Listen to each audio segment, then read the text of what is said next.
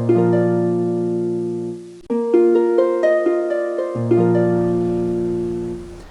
Morning बच्चों, कैसे हो आप लोग।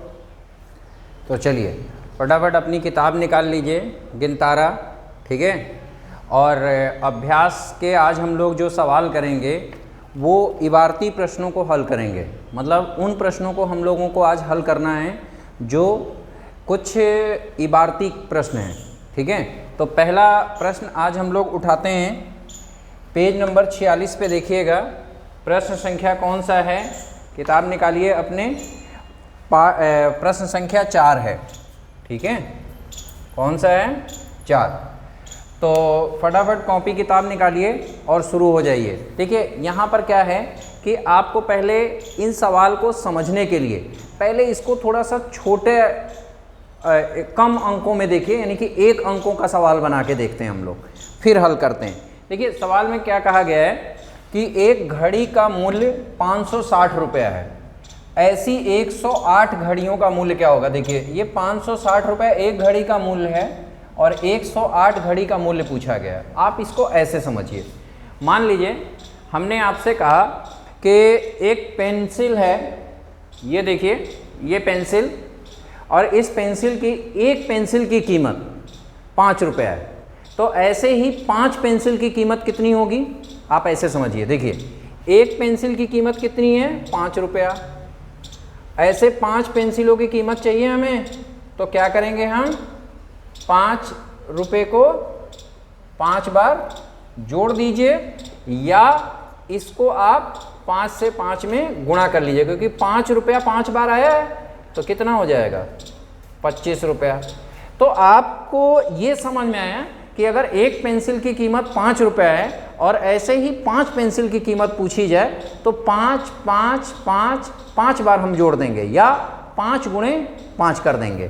तो एक आइडिया आपको मिला होगा, क्या मिला, वेरी गुड, यानी कि हमें गुणा करना होगा, ठीक है। मैंने बोला ना कि गुणा क्या है, बार बार जोड़ना ही है, लेकिन बार बार जोड़ना यहाँ पे बहुत मुश्किल होगा। जैसे आपको इस सवाल को अगर आप देखें तो 108 घड़ी, जैसे एक घड़ी की कीमत 560 रुपये है, तो 560 560 108 बार जोड़ना पड़ेगा। तो इसमें हमें बार बार जोड़ने से बढ़िया है कि आप गुणा करिए। तो आइए घड़ी का मूल्य हल करते हैं इसको।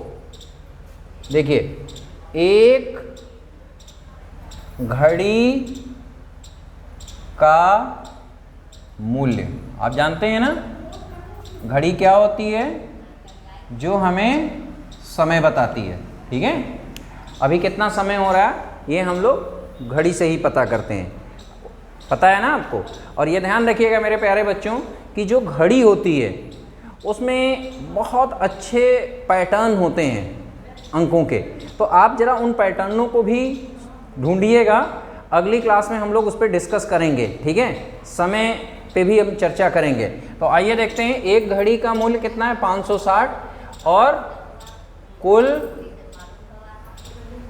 घड़ियों की कुल घड़ी, एक मिनट, कुल घड़ी कितने हैं, 108।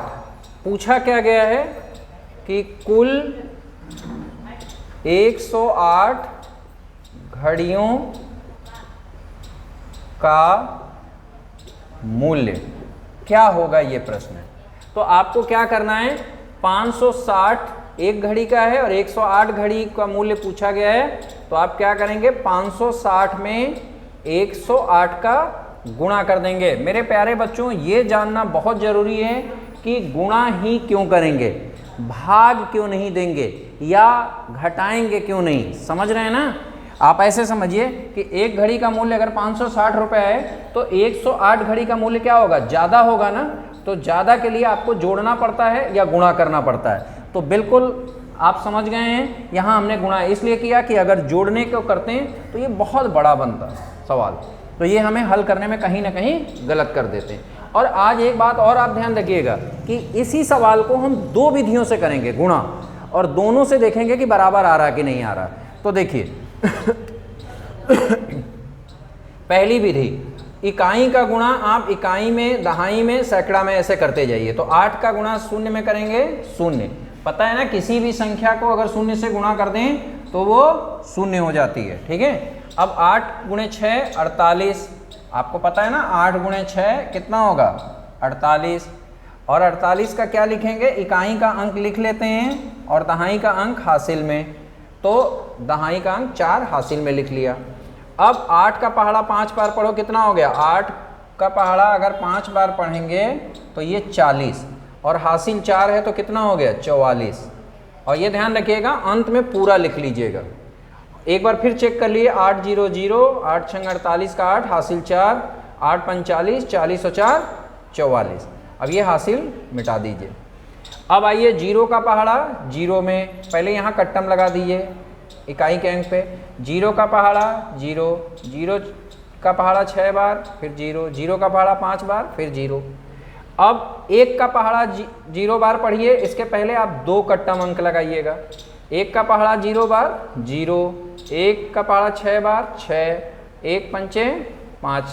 याद है ना कि किसी भी संख्या में हम लोग 1 से गुणा कर देते हैं तो वो संख्या ही उत्तर के रूप में आ जाती है, और शून्य में करते हैं तो शून्य। तो ये क्या आया, 0 8 4 6 और 4 10, 10 का शून्य हासिल 1, 5 और 1 6। तो ये उत्तर आया कितना 60,480, यानी कि मूल्य कितना हुआ 60,480 रुपया। जल्दी से नोट कर लीजिए इसको। फिर आते हैं अगले सवाल पे। अगला सवाल हमारा क्या है देखते हैं जरा, या इसी सवाल को हम दूसरे एक और विधि से करते हैं और जब मिलाएंगे कि इसका उत्तर वही आ रहा कि नहीं आ रहा। 108 घड़ी का मूल्य आपने निकाल लिया 60,480। तो देखिए अब दूसरी विधि को हल करते हैं। 560 गुणे 108, आप क्या करेंगे 560 गुणे 108 को क्या लिखेंगे 100 और धन 8। अब मैंने बोला था ना वितरित हो जाएगा, यानी कि 560 का गुणा 100 में कर लो, फिर धन, ये बीच में धन है ना, ये धन का साइन लगा देंगे, फिर 560 का गुणा 8 में।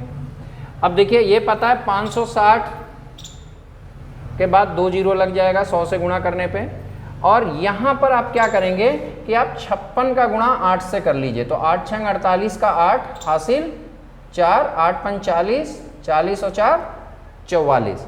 तो ये 4 4 8 और 1 जीरो और बढ़ा लीजिए, तो ये हमारा आ गया। अब क्या करेंगे इन दोनों को जोड़ते हैं, किसको, ये 56,000 को और 4,480 को, यानी कि 56,000 फिर 4,480, 0 8 4 6 4 10 का शून्य हासिल 1, 5 और 1 6। तो ये कितना आ गया प्यारे बच्चों 60,480। तो आप देख रहे हैं कि हमने दो अलग अलग विधियों से गुणा किया और दोनों से उत्तर हमारा कैसा आ रहा है, बराबर आया ना। यानी कि 108 घड़ी का जो मूल्य हुआ वो कितना आया 60,480।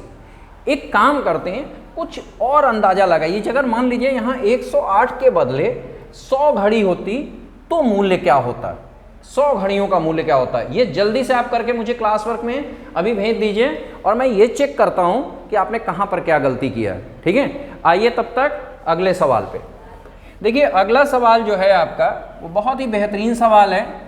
फिर वही सवाल आ गया है कि जिसमें आपको 3 अंकों की बड़ी संख्या और 3 अंकों की छोटी संख्या का गुणनफल निकालना है। 3 अंकों की बड़ी संख्या, देखिए प्रश्न क्या है, 3 अंकों की बड़ी संख्या क्या है, तो 999 होगा, याद है ना 999। और 3 अंकों की छोटी संख्या, ये ध्यान रखिएगा बड़ी संख्या मतलब सबसे बड़ी, और छोटी मतलब सबसे छोटी। ये सवाल में दिया भी है। तो सबसे छोटी संख्या क्या होगी? 1 के बाद 2 जीरो। अब आपसे इनका गुणनफल पूछा गया, यानी कि 999 का गुणा 100 में करना। ठीक है, तो आप कर लीजिए। 0 का गुणा 9, 0, फिर 9 में 0, फिर 0, फिर इस 0 से करेंगे, फिर 1 से करेंगे 9, 9, 0, 0, 9, 9, 9। इसको एक चीज ये ध्यान रखिएगा कि कभी भी 100 का गुणा करना हो तो इसको 2 पार्ट में आप समझिएगा। जैसे 999 का गुणा अगर 100 में करना है तो आप क्या करें, 999 का गुणा 1 में कर दें, और जो उत्तर आए, समझ रहे हैं, उसके आगे आप 2 जीरो लगा लें। यानी कि 999 का गुणा 1 में करेंगे तो क्या आ जाएगा? वही संख्या आ जाएगी, और इसके आगे 2 शून्य लगा दिए, ये उत्तर आ जाएगा। ठीक है, ऐसे ही अगर मान लीजिए मैं एक और सवाल दे रहा हूं आपको, जैसे 999 का गुणा 200 में करना होता, तो आप क्या करते हैं, 999 का गुणा पहले 2 में कर दीजिए, और जो उत्तर आए उसके आगे 2 जीरो लगा लीजिए। देखिए, ये गणित में आपको कुछ शॉर्टकट तरीके जो मैं बताता हूं बार बार, उसको जरूर नोट करते जाइए और उससे आप खुद सवाल बनाइए। देखिए, जिस दिन आप खुद सवाल बनाते हैं और उनको हल करना सीख जाते हैं तो आपको बहुत मजा आएगा। ठीक है, तो क्या है, अब 2 का गुणा करिए, 9 दूनी 18 का 8 हासिल 1। आप यहाँ कर लीजिएगा आराम से, 2 9 18 का 8 हासिल 1, फिर 2 9 18 और 1 19, 19 का 9 हासिल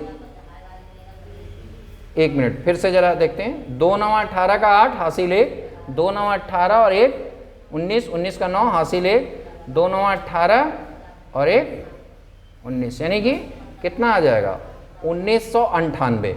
और ये 2 जीरो आप लिख लीजिए। अगर यहाँ 2000 होता तो यहाँ 3 जीरो, 20,000 होता 4 जीरो, इस तरीके से जीरो बढ़ाते जाते हैं। तो ये आपका एक शॉर्टकट तरीका हो गया। ठीक है, तो आप एक सवाल मैं दे रहा हूँ, जरा जल्दी से करिए, कि 4 अंकों की सबसे बड़ी संख्या और 4 अंकों की सबसे छोटी संख्या, इनका गुणनफल निकालना है। तो जल्दी से कॉपी में करके मुझे भेज दीजिए, मैं चेक कर रहा हूं, देखता हूं कहां पर क्या गलती है आपकी। आइए, अब हमारे आज के इस क्लास के गृह कार्य पे हम लोग आते हैं कि आज गृह कार्य क्या है। तो देखिए, गृह कार्य में आपको आज 2 सवाल करने हैं।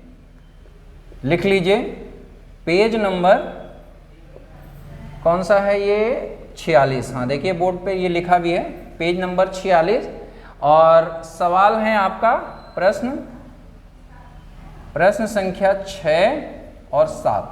ये 2 सवाल मुझे करके और जल्दी से भेज दीजिए ग्रुप पे। ठीक है, तो मेरे प्यारे बच्चों, आज की क्लास के साथ ही हमारा ये पाठ संख्याओं का गुणा, ये पाठ समाप्त हो रहा है। अब आगे हम लोग संख्याओं के भाग पढ़ेंगे। ठीक है, तो आज के लिए हमारी क्लास बस यहीं पे समाप्त होती है। धन्यवाद बच्चों।